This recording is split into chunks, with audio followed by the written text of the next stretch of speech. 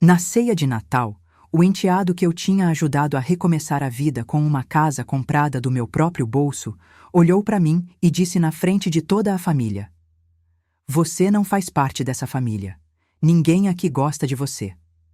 Meu marido riu junto. Não me defendeu. Simplesmente riu como se aquilo fosse uma piada.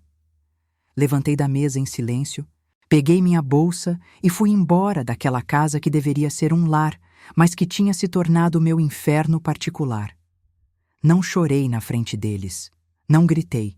Não fiz escândalo.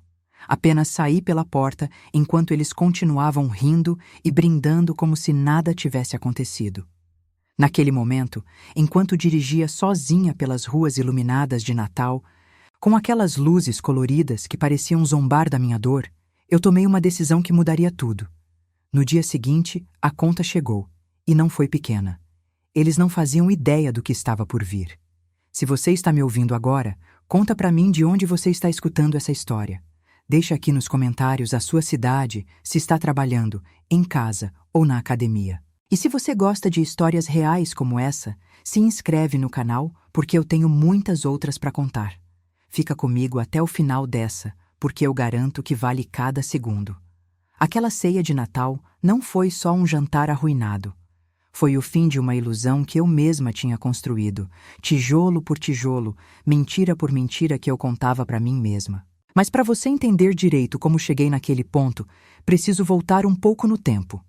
Meu nome é Helena, tenho 63 anos, e durante 40 anos da minha vida eu construí tudo do zero ao lado do meu primeiro marido, o Renato. Conheci o Renato quando eu tinha apenas 22 anos. Ele era representante comercial e eu trabalhava como secretária numa empresa pequena aqui em Curitiba. A gente se casou em 1983, naquela época em que casamento ainda era para a vida toda, sabe? Construímos nossa vida juntos com muito trabalho, muito sacrifício.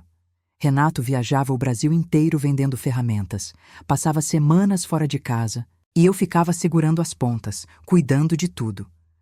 Tivemos uma filha, a Mariana, que hoje tem 37 anos e mora em Florianópolis com a família dela. Durante esses anos todos, eu não apenas cuidava da casa e da nossa filha.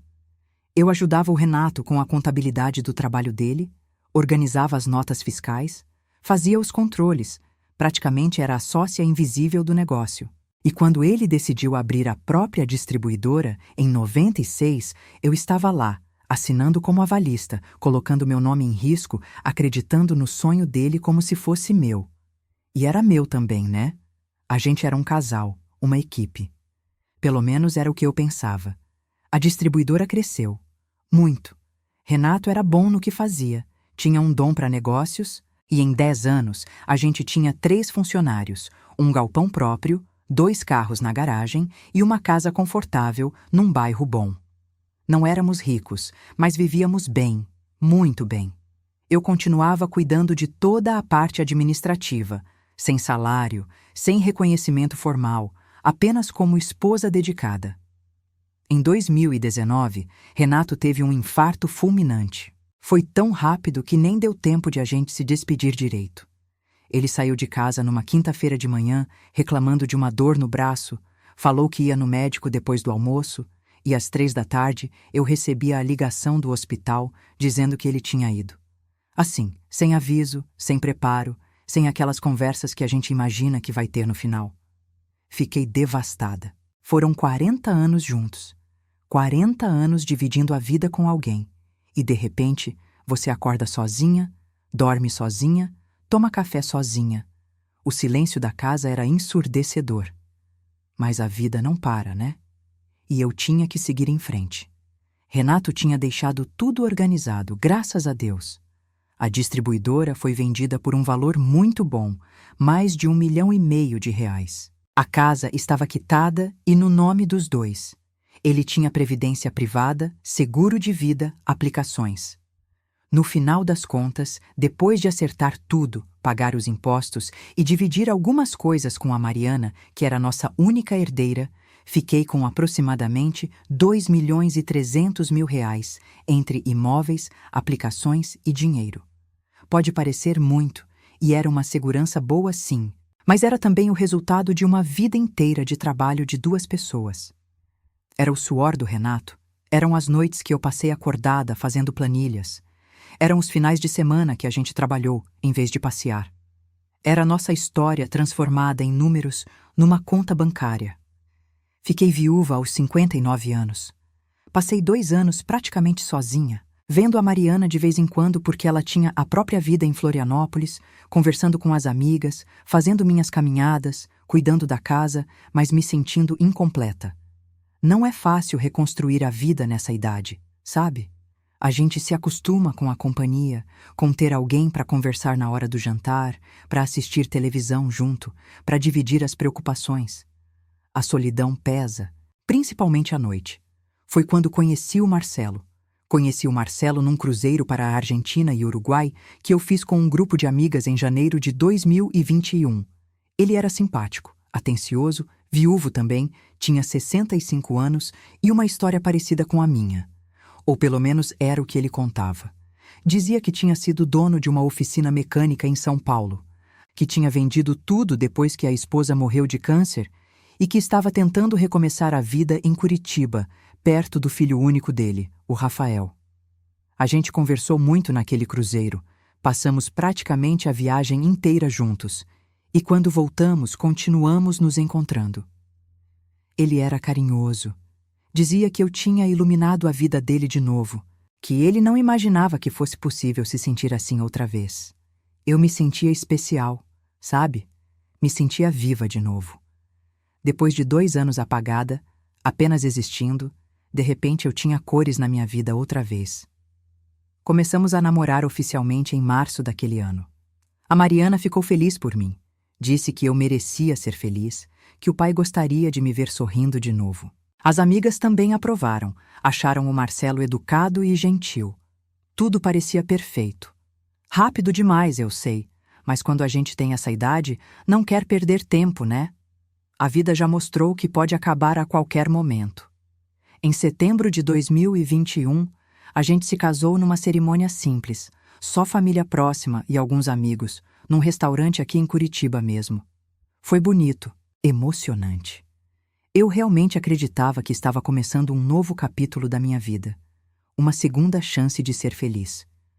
Foi depois do casamento que eu conheci melhor o Rafael, o filho do Marcelo. Ele tinha 32 anos, era solteiro, trabalhava com entregas por aplicativo e morava num apartamento alugado pequeno, numa região mais afastada. O Marcelo sempre falava dele com preocupação. Dizia que o Rafael tinha tido uma vida difícil, que tinha largado a faculdade, que não conseguia se estabilizar, que ele como pai se sentia culpado por não poder ajudar mais. Aquilo mexia comigo. Eu via o Marcelo sofrendo por não poder dar uma condição melhor para o filho e eu tinha condições de ajudar. Pensei na Mariana, em como o Renato e eu tínhamos feito de tudo para dar o melhor para ela. E me doeu ver aquele rapaz, que agora era meu enteado, passando dificuldade. Foi quando eu tive a ideia. Tinha recebido a herança milionária do Renato, estava com aquele dinheiro rendendo, sem precisar usar porque minha aposentadoria e os aluguéis de 2 apartamentos pequenos que eu tinha já pagavam todas as minhas contas. Pensei, por que não usar esse dinheiro para fazer o bem? Por que não ajudar o Rafael a recomeçar? Seria meu presente para a família nova que eu tinha ganhado, uma forma de mostrar que eu me importava, que eles podiam contar comigo. Conversei com o Marcelo e propus comprar uma casa para o Rafael.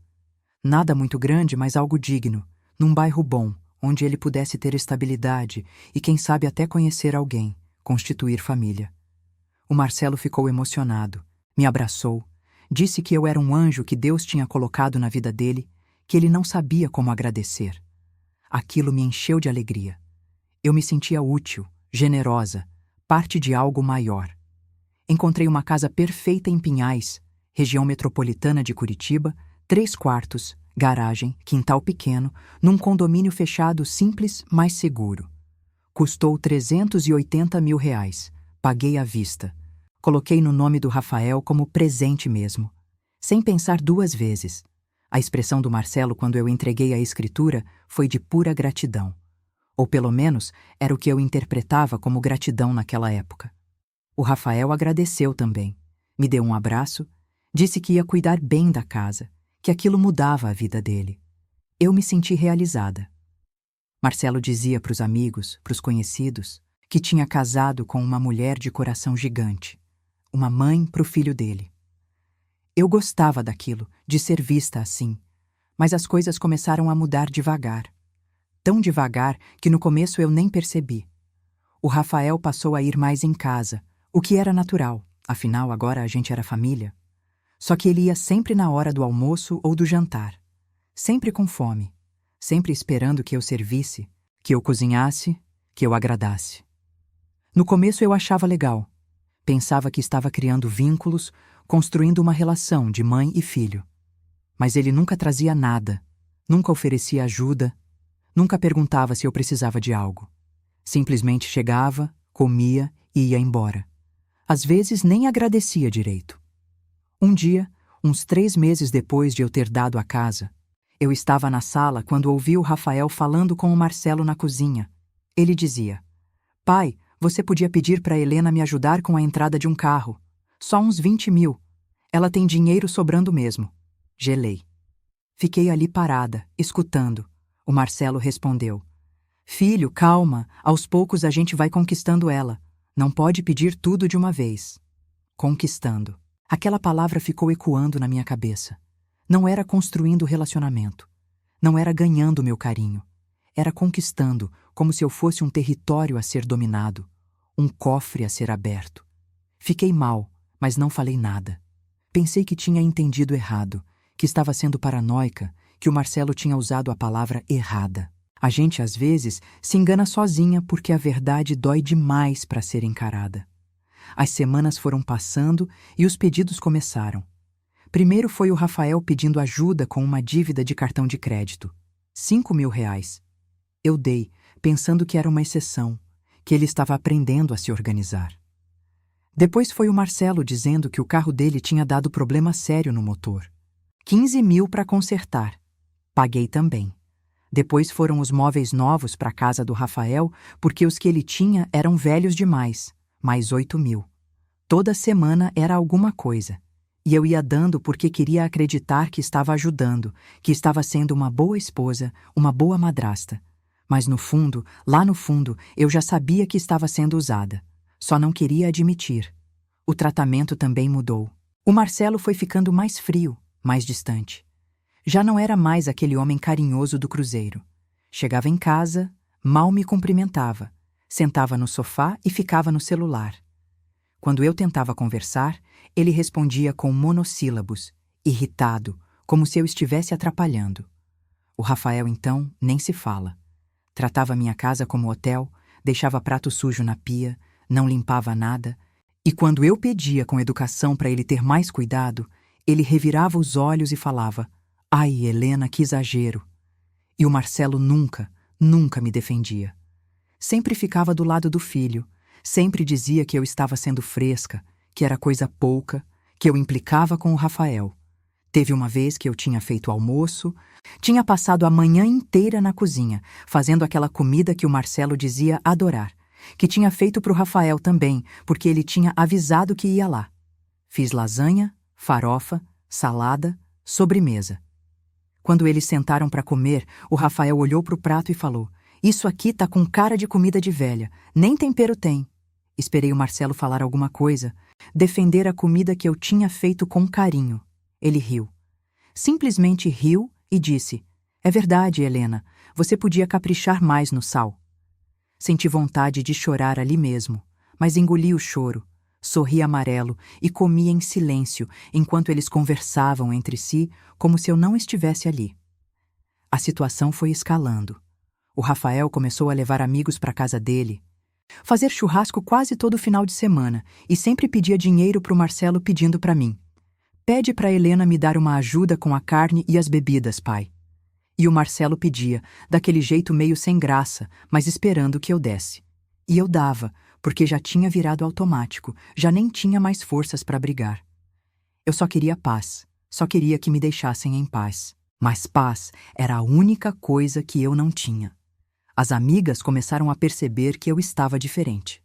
A Carmen, minha amiga de mais de 30 anos, me chamou para conversar num café e perguntou diretamente: Helena, tá tudo bem no teu casamento? Você não tá com a mesma cara de feliz de antes. Eu menti. Disse que estava tudo ótimo, que era só cansaço, que era a idade. Mas ela me conhecia bem demais.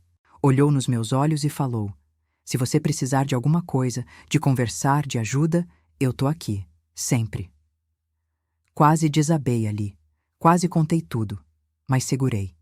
Tinha vergonha de admitir que tinha me enganado, que tinha casado rápido demais, que tinha me deixado usar. Foi chegando o final do ano, novembro, dezembro, e o Marcelo sugeriu que a gente fizesse a ceia de Natal na nossa casa. Ia ser eu, ele, o Rafael, a Mariana que vinha de Florianópolis com o marido e os 2 filhos pequenos, e mais uns primos do Marcelo que eu conhecia pouco. Topei, pensei que seria bom, que seria uma oportunidade de ter a família reunida, de criar memórias boas. Passei dias preparando tudo.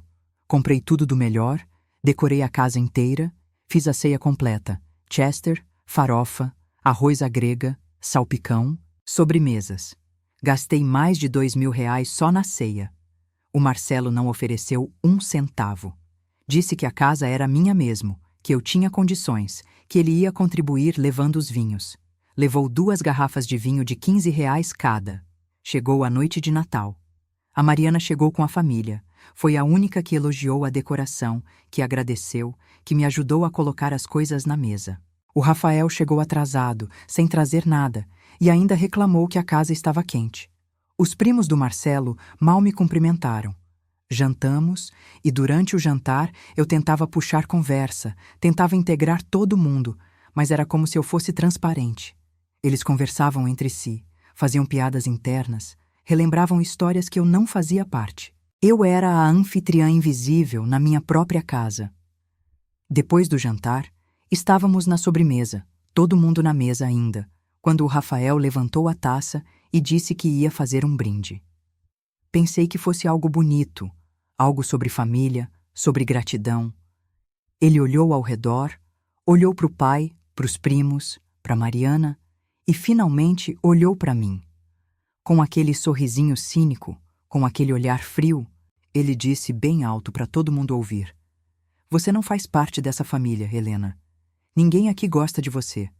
Você é só a velha que paga as contas. E riu. Riu alto, como se tivesse feito a piada do século. O silêncio que caiu naquela sala foi sepulcral. Olhei para o Marcelo, esperando, implorando que ele dissesse alguma coisa, que me defendesse, que colocasse o filho dele no lugar. Ele olhou para o filho, olhou para mim, e sabe o que ele fez? Riu.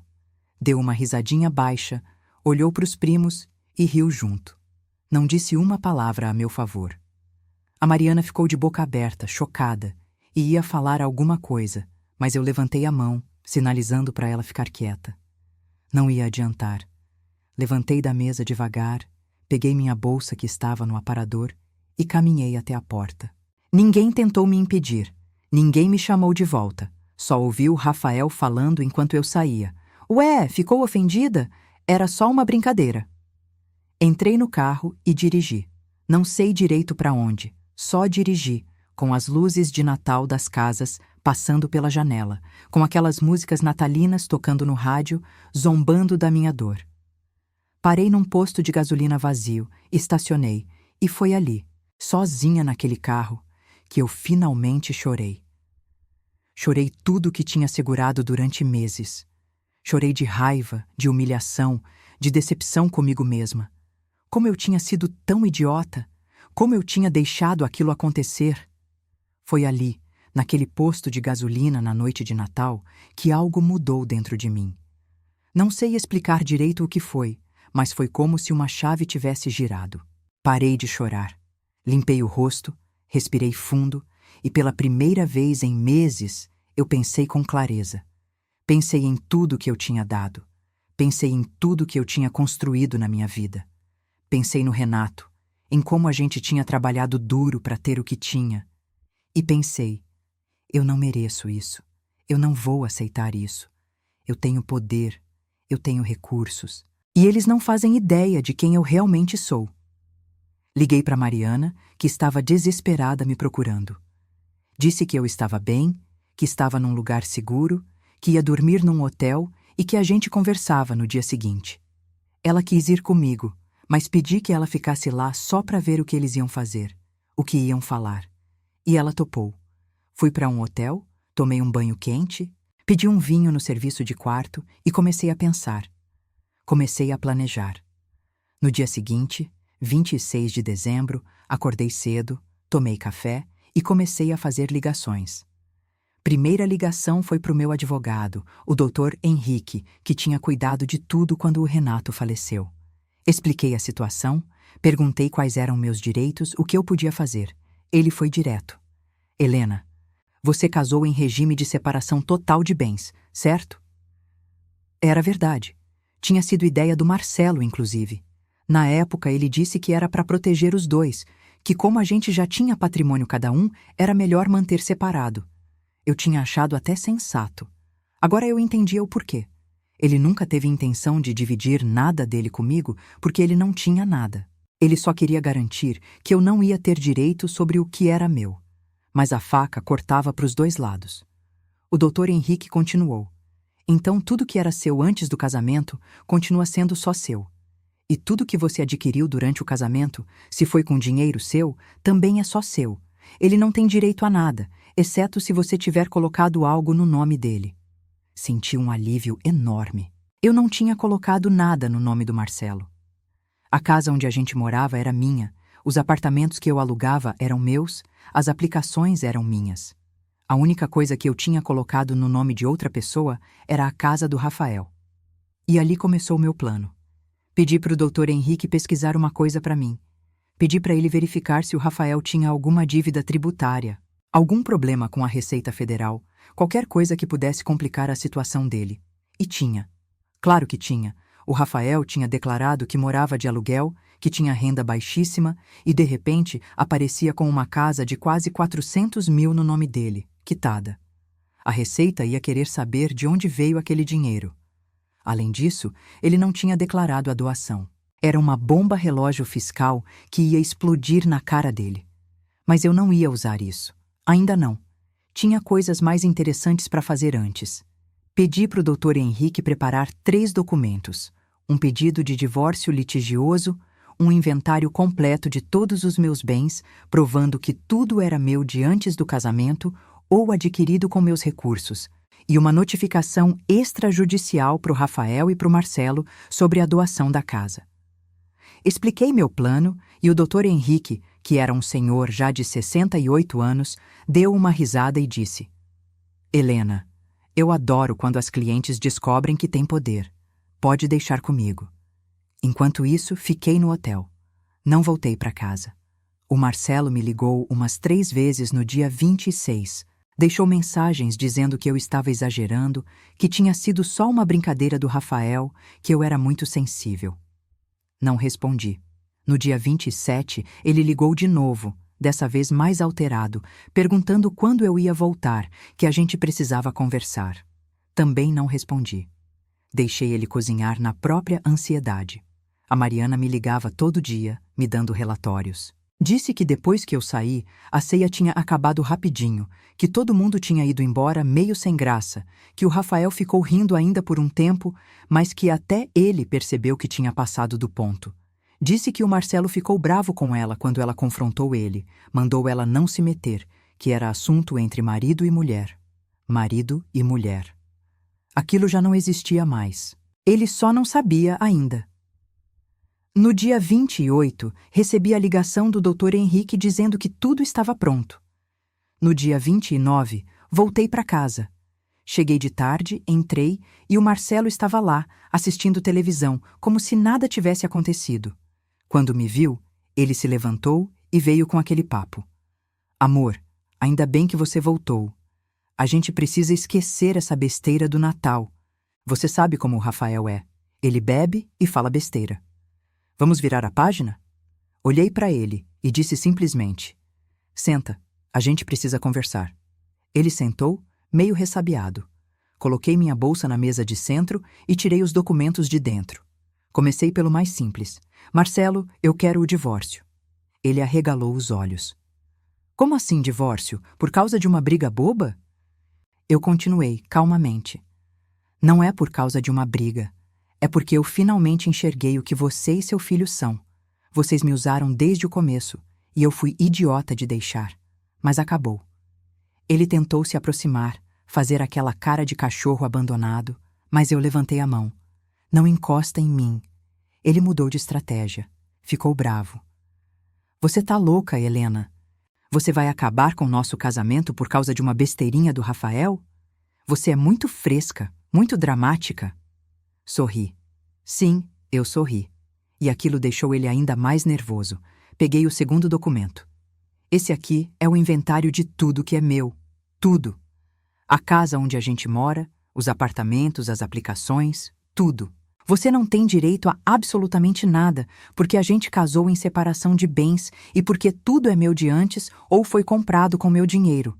Você vai sair daqui sem 1 centavo do que é meu. Vi a cor sumindo do rosto dele. Você não pode me deixar na rua, Helena. A gente é casado. Dei risada. Uma risada sincera. Você deveria ter pensado nisso antes de rir quando seu filho me humilhou na minha própria casa, no Natal. Você tem 15 dias para sair. Pode levar suas coisas, suas roupas, seus objetos pessoais. O resto fica.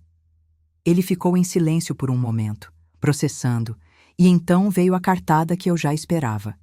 Tudo bem, você quer o divórcio? Sem problema, mas eu vou pro Rafael. Ele tem a casa que você deu. A gente vai ficar bem. Peguei o terceiro documento, o mais importante, e coloquei na frente dele. Sobre isso, eu consultei meu advogado. A doação da casa para o Rafael pode ser anulada. Ele franziu a testa. Como assim anulada? Expliquei saboreando cada palavra.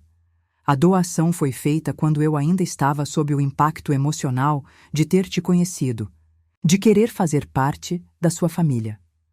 Posso alegar que fui coagida emocionalmente, que houve má-fé da parte de vocês. Além disso, o Rafael não declarou a doação para a Receita Federal. Você sabe o que acontece quando alguém recebe um bem de quase R$ 400 mil e não declara? Dá processo, dá multa, dá dor de cabeça. Muita dor de cabeça. O Marcelo estava pálido agora. Você não ia fazer isso. Você não é esse tipo de pessoa. Inclinei para frente, olhei bem nos olhos dele e disse: Você não me conhece, Marcelo. Você nunca se deu ao trabalho de me conhecer. Só viu uma viúva com dinheiro e achou que tinha achado a galinha dos ovos de ouro. Mas eu não sou fraca. Eu não sou boba.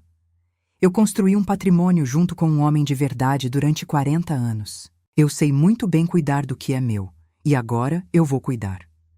Ele tentou argumentar, tentou negociar, mas eu já tinha decidido. Liguei na frente dele para o Dr. Henrique e pedi para ele dar entrada no divórcio no dia seguinte. Depois liguei para um chaveiro e mandei trocar todas as fechaduras da casa ainda naquele dia. O Marcelo teve 2 horas para pegar as coisas dele e sair. Ele saiu com 3 malas, o rabo entre as pernas, e foi direto para a casa do Rafael. Exatamente o que eu imaginava. No dia seguinte, 30 de dezembro, o Dr. Henrique protocolou o divórcio e enviou a notificação extrajudicial para o Rafael. A notificação basicamente dizia que eu estava ciente da não declaração da doação e que ele tinha 30 dias para regularizar a situação. Ou então, eu ia tomar as medidas legais cabíveis, incluindo a anulação da doação por vício de consentimento e má-fé. Junto com a notificação, o Dr. Henrique colocou cópias de mensagens que eu tinha guardado, conversas onde o Marcelo pedia dinheiro para o filho, onde eles planejavam o que pedir para mim. Eu não era boba. Eu tinha começado a guardar provas desde aquele dia que escutei a conversa na cozinha. O Rafael me ligou naquele mesmo dia, desesperado. Helena, que história é essa? Você vai tirar minha casa? Respondi com calma. Não vou tirar nada, Rafael. Só quero que você regularize a doação, declare para a Receita, pague os impostos devidos, faça as coisas direito, ou devolve a casa e a gente esquece tudo. Ele gritou. Eu não tenho dinheiro para pagar imposto de 400 mil e não vou devolver a casa é minha. Tá no meu nome. Sorri para o telefone. Então você tem um problema. Boa sorte. E desliguei. O Marcelo tentou me ligar umas 20 vezes naquele dia, Bloqueei o número. Ele foi até a casa, mas as fechaduras estavam trocadas. Gritou do portão, fez escândalo, até que um vizinho ameaçou chamar a polícia e ele foi embora. Passei o Réveillon sozinha, em paz, com uma taça de champanhe, vendo os fogos pela janela e brindando a minha liberdade. Em janeiro, a Receita Federal começou a investigação sobre o Rafael. Não fui eu que denunciei. Foi automático do sistema deles quando o advogado registrou a notificação. Descobriram que ele tinha várias outras inconsistências na declaração, não era só a casa. Ele foi notificado a pagar multas e regularizar tudo em 90 dias, ou responderia processo. O valor das multas e impostos atrasados passou de R$100 mil. O Rafael não tinha R$100 mil. Claro que não tinha. Ele me ligou, chorando, implorando ajuda. Helena, eu vou perder a casa. Eles vão tomar tudo de mim. Por favor, me ajuda só mais essa vez. Eu poderia ter sentido pena. Poderia ter cedido. Mas lembrei da cara dele na ceia de Natal, do jeito que ele riu quando me humilhou, do jeito que o pai dele riu junto. E respondi: Rafael, eu dei uma casa para você. Uma casa quitada, num bairro bom, de graça. E você me pagou com humilhação. Você me disse que eu não fazia parte da família, que ninguém gostava de mim. Então agora eu não faço parte mesmo, e não é problema meu. Vira-te. E desliguei. Ele tentou vender a casa às pressas para pagar as dívidas. Colocou por 350 mil, bem abaixo do valor real, porque precisava de dinheiro rápido. Mas aí veio o golpe de misericórdia. O doutor Henrique entrou com a ação de anulação da doação por vício de consentimento, alegando que houve má-fé, manipulação emocional e enriquecimento ilícito. Anexou todas as provas que eu tinha guardado, as mensagens, os prints, até um áudio que a Mariana tinha gravado sem querer na ceia de Natal, onde dava para ouvir claramente o Rafael me humilhando e o Marcelo rindo. Com a ação em curso, a casa ficou com bloqueio judicial. O Rafael não conseguia vender. Não conseguia fazer nada. Foi aí que eles entenderam que tinham mexido com a pessoa errada.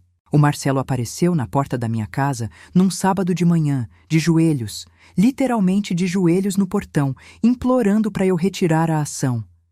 Helena, pelo amor de Deus, meu filho vai perder tudo. Ele não tem onde morar, eu não tenho onde morar. A gente errou, a gente reconhece, mas por favor, tem misericórdia. Olhei para ele da janela e disse alto para ele ouvir. Onde estava a misericórdia de vocês quando me humilharam? Onde estava o respeito, a gratidão? Vocês acham que dinheiro cresce em árvore? Vocês acham que eu trabalhei 40 anos para sustentar vagabundo? Acabou, Marcelo. Nunca mais me procure. A ação correu, e em abril o juiz decidiu a meu favor. A doação foi anulada por vício de consentimento e má-fé comprovada. O Rafael teve que devolver a casa. Como ele não tinha dinheiro para pagar os impostos e multas que tinham acumulado, teve que entrar num parcelamento gigante com a receita que ia durar anos. A casa voltou para o meu nome e eu vendi por 420 mil, um pouco acima do que tinha pago porque o mercado tinha valorizado. Lucrei até. O divórcio saiu em maio. Limpo. Sem pensão, sem divisão de bens, sem nada. Cada um para o seu lado. O Marcelo saiu do casamento exatamente do jeito que entrou, sem nada. Ele e o Rafael tiveram que alugar um apartamento pequeno juntos, num bairro popular. Soube por terceiros que eles ficaram falando mal de mim para todo mundo que conheciam, dizendo que eu era uma pessoa ruim, que eu tinha sido cruel. Mas, curiosamente, ninguém que realmente me conhecia acreditou. Todo mundo que me conhecia sabia da minha história, sabia o tipo de pessoa que eu era e só comentava: bem feito, ela deu o que eles mereciam. A Mariana ficou orgulhosa de mim. Disse que finalmente eu tinha me valorizado, que ela tinha odiado ver como eles me tratavam, mas que não sabia como me ajudar porque eu parecia cega. E ela tinha razão. Eu estava cega. Cega pela solidão, pela vontade de ter companhia, pela ilusão de que tinha encontrado uma segunda chance. Mas quando a venda caiu, quando eu finalmente enxerguei, eu agi. Hoje, 1 ano e meio depois daquela ceia de Natal, eu estou vivendo a melhor fase da minha vida. Moro sozinha na minha casa, que agora só tem energia boa. Viajo quando quero. Comprei um apartamento pequeno numa praia em Santa Catarina, onde passo os verões. Tenho meu dinheiro bem investido, bem cuidado, e não dependo de ninguém. Voltei a fazer ginástica, voltei a sair com as amigas, voltei a rir de verdade. Encontrei o Marcelo uma vez, por acaso, num supermercado. Ele estava com uma aparência acabada, envelhecido, cansado. Tentou falar comigo, tentou puxar conversa, mas eu só dei um aceno de cabeça e segui em frente. Não tenho raiva, não tenho rancor, simplesmente não tenho nada. Ele é um estranho que passou pela minha vida e me ensinou lições valiosas.